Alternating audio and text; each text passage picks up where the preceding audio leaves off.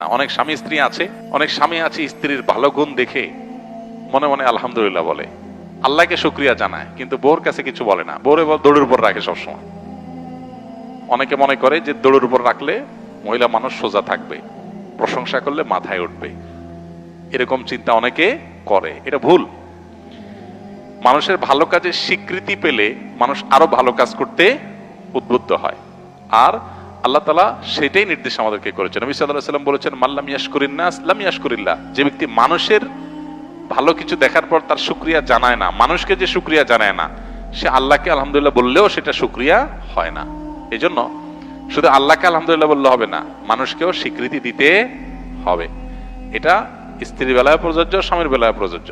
অনেক মহিলা আছে অন্যান্য মহিলাদের সাথে গল্প বলার সময় নিজের স্বামীর অনেক তারিফ করে, যে ভাই আফা বা ভাবি, আমার বাচ্চার বাবার মতো ভালো মানুষ হয় না। আর আমি মুখ দিয়ে বলার আগে সব হাজির করে, বাইরে আরেকজনের কাছে চাপাবাজি করতে বেশ ভালোই লাগে, কিন্তু স্বামীরে সবসময় দৌড়ের উপর রাখবে, তার সামনে তার কোনো স্বীকৃতি দিবে না। এটা এই রোগ আছে অনেক মহিলার মধ্যে।